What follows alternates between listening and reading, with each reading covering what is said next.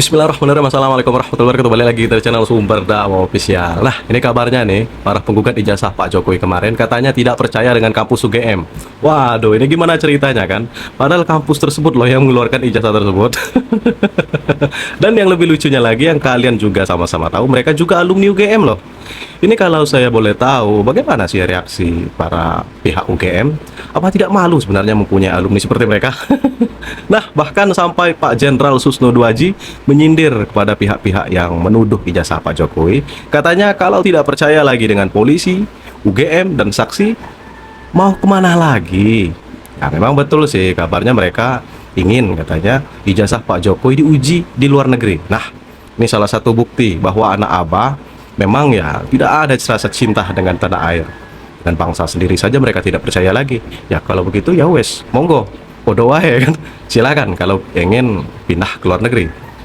Ya kalau mereka pindah ke luar negeri ya otomatis negeri ini, bangsa ini aman, tentram, adem, ayem kan. Sekalian tuh bawa abahnya. Oke, langsung kita mulai belajar. Bismillahirrahmanirrahim, let's go.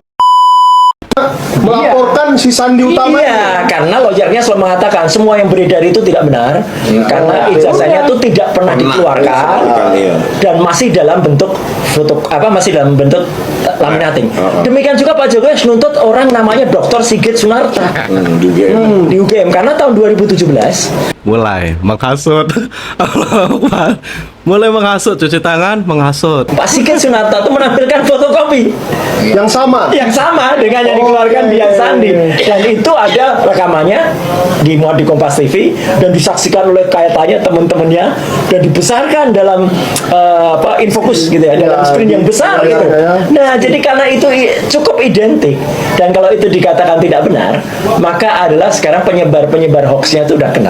Jadi sebenarnya kebohongan itu mau ditutupi dengan kebohongan yang lain akan ketahuan. Gitu loh. Dan satu lagi yang penting lagi, ada hoax juga yang diedarkan, konon kami ini minta maaf kepada UGM. Oh, enggak ada. Ya gitu. Memang di ruangan tanggal 15 itu kami mau pamit sebagai orang beretika. Ya, kami pamit dan mohon maaf kalau tadi ada kata-kata yang benar itu dipotong. Oh, ya kan. Jadi soalnya kami itu mohon maaf gitu.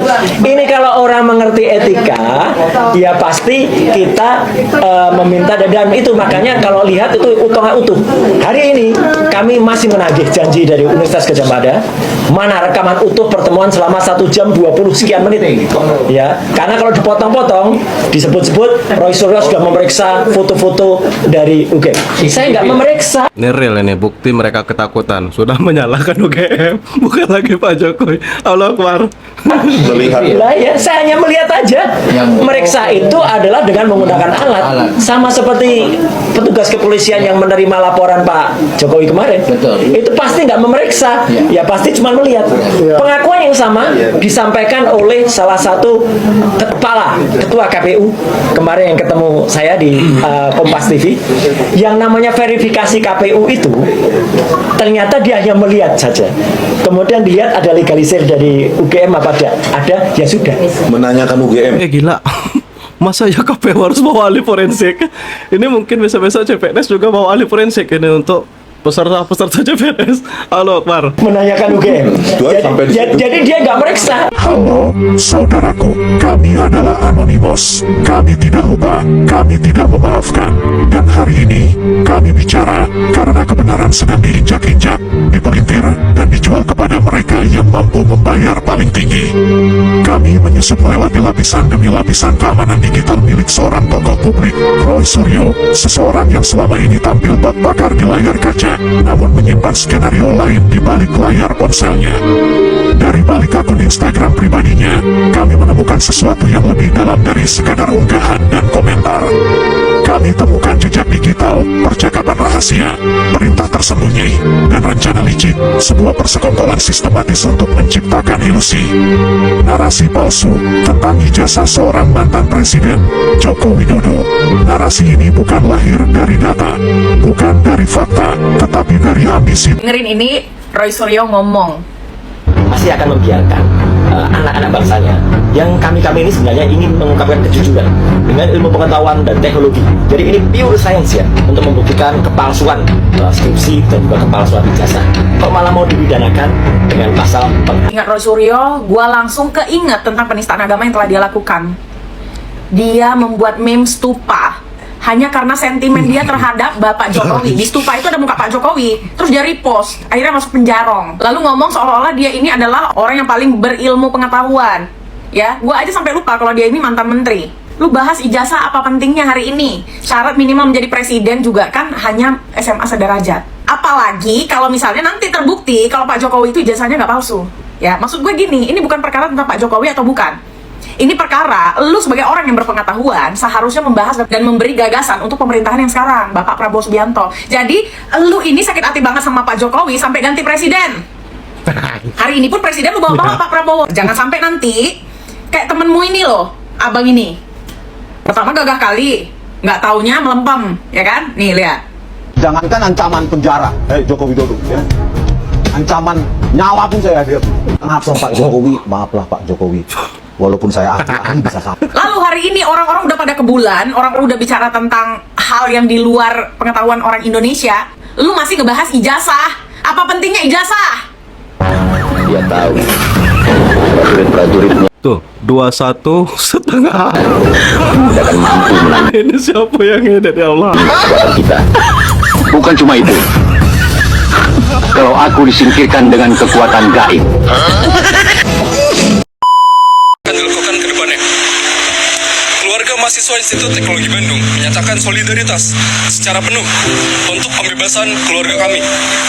Kami meyakini bahwa keselamatan dan kebebasan hak-hak bersuara dan berekspresi bagi seluruh rakyat dan juga bagi seluruh anggota keluarga mahasiswa Institut Teknologi. Kalau sudah begini kan, orang tua yang malu, orang tua yang susah. Sebenarnya saya kasihan, tapi ya lah nilai kalian sendirilah. Bandung perlu untuk dijaga dan dilindungi. Kami terus mengusahakan berbagai upaya untuk pembebasan keluarga kami. Langkah yang telah diambil dilakukan secara terukur dan terkoordinasi sehingga tidak kontraproduktif untuk memastikan keselamatan dari keluarga kami untuk mendapatkan perlakuan yang adil di mata hukum.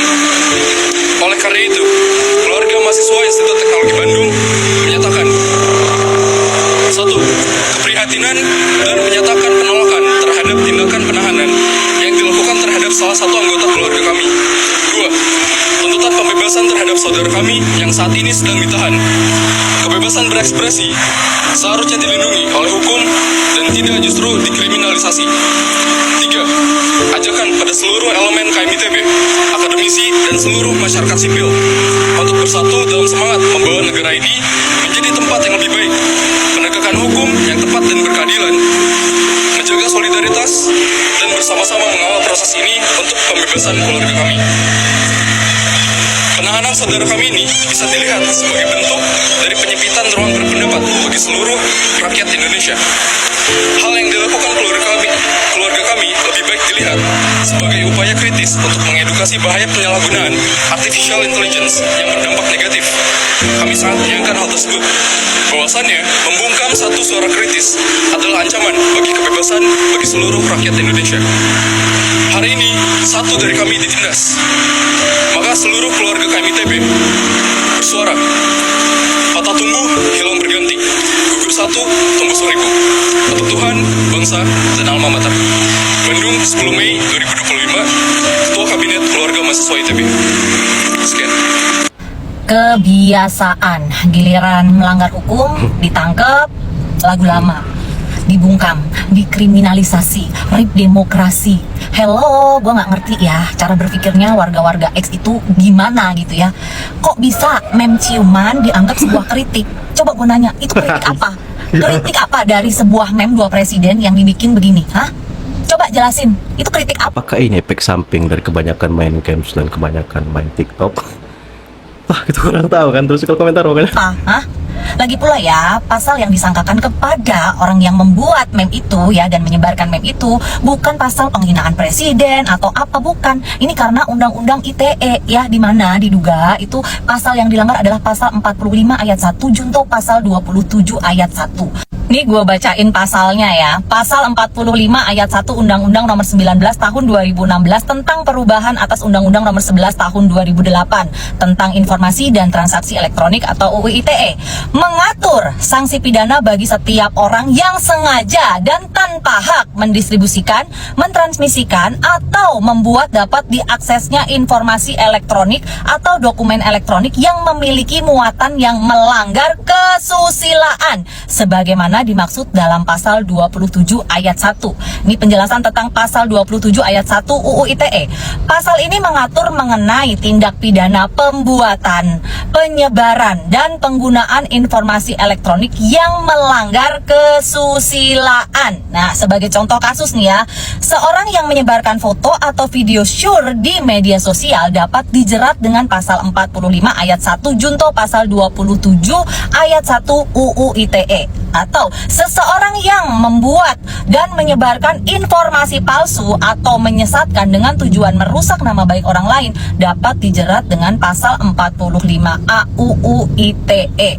Sekarang menurut kalian, dua presiden ya yang diedit dijadikan meme seperti ini gitu ya. Pokoknya ya kita simpel saja lah. Pokoknya sebelum bertindak, apalagi adik-adik mahasiswa kan, pikirkan ibu bapak yang di desa yang susah sekali mencari uang. Menurut kalian itu masuk nggak kalau dikenakan pasal-pasal yang tadi udah gue bacakan?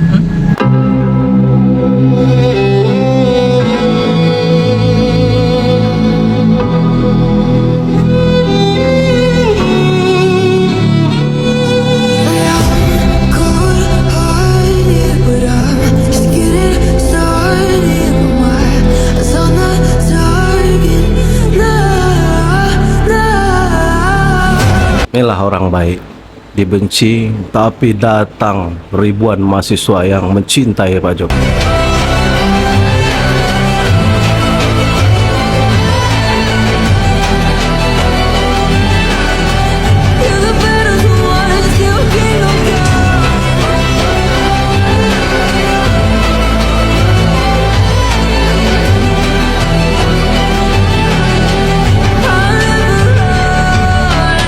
Mohon izin atasan dan terima kasih atas kesempatannya ini.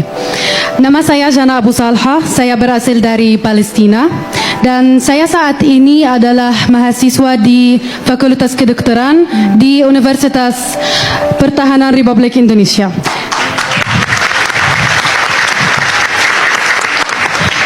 Saya sangat terkesan dengan kontribusi pemerintah Indonesia kepada warga negara Palestina. Indonesia itu telah menunjukkan solidaritasnya melalui dukungan politik, bantuan kemanusiaan, dan pendidikan. Dan salah satu contoh yang saya sangat syukuri adalah pemberian beasiswa kepada anak-anak Palestina, termasuk saya sendiri.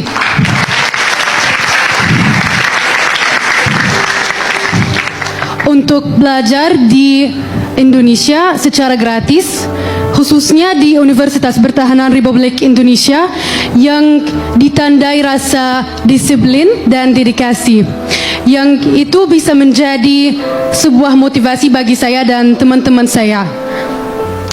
Ini adalah bentuk dukungan nyata yang memberi harapan bagi semua generasi muda Palestina, yang mereka itu menghadapi keterbatasan kesempatan pendidikan dan hak asasi manusia secara umum yang disebabkan oleh Ini yang anak abah mana paham yang kayak gini. Pokoknya auto buta lah, pura-pura gak lihat. penjajahan Israel. Atas nama rakyat Palestina, saya ingin mengucapkan terima kasih yang sebesar-besarnya kepada warga negara Indonesia dan pemerintah Indonesia secara umum. Indonesia itu sahabat sejati yang peduli pada keadilan. Sekali lagi, terima kasih Indonesia. Dan terima kasih kepada Bapak terhormat Bapak Prabowo Subianto. Saya bingung kenapa mudah sekali mencela orang. mudah merendahkan orang. Itu bukan tipikal insan beriman. Lisan insan beriman itu standarnya. Imannya dulu, baru lisannya. Quran surah 49 ayat 11. Ya ayyuhalladzina amanu. Iman dulu sebelum lisan. La yashar qaumin qaum. Standar lisan orang beriman tidak mudah mencela. La yaghtab ba'dukum ba'da. Tidak bikin hoax. Tidak mudah menggibah. Tidak mudah membicarakan keburukan orang lain. Saya tidak begitu, Ustaz. Bagus. Tidak seperti orang itu tuh, orang itu mah. Itu lisan beriman. Itu standar, teman-teman, standar. Jadi kalau ada kehilangan itu sekarang, mengaku beriman mudah menjatuhkan orang dengan lisan, mudah mencela, berarti ada masalah dalam imannya. Di bawah standar itu. Tuh ceramah Ustadz Adi Hidayat tadi harusnya bagus juga loh itu didengar dengan kubu Om Roy Suryo. Tuh dengarkan, apalagi yang kakek-kakek nggak malu tuh sama peci. Tuh dengar tuh ceramah dari Ustadz Adi Hidayat. Allah Akbar. Pokoknya semoga bertobat lah, semoga hidayah cepat menghampiri kalian. Dan untuk adik mahasiswa tadi yang klarifikasi tadi keren deh, ada macam orasi, pas pokoknya. Apa itu kata-kata provokasinya ada masuk dari kan. Nah pokoknya simpel sih. Jadi ya coba seandainya yang dibikin meme tersebut ibu bapak kalian, yang dibikin meme tidak senonoh tersebut, bagaimana perasaan kalian? Pasti marah dong. Nah jadi pandai-pandailah merasakan perasaan orang. Nah gimana kalau itu terjadi di posisi kalian? Jadi jangan merasa pandai-pandailah merasakan perasaan orang. Oh ya, untuk adik mahasiswa ITB yang bikin meme Pak Prabowo dan Pak Jokowi seperti itu, ada loh yang real. Ini bukan meme, Abah Anias dengan penyinden. Nah itu real itu bagus itu kalau dibikin meme. Nah pokoknya kasihan sama orang tua yang susah payah mencari biaya untuk kita kuliah. Jadi jangan kita mengecewakan. Kuliahlah yang sungguh-sungguh, kuliahlah yang benar-benar, kejar prestasi, banggakan mereka. Saya akhiri, salam cerdas, salam waras, NKRI, harga mati, wabillahi taufiq wal hidayah. Wassalamualaikum warahmatullahi wabarakatuh.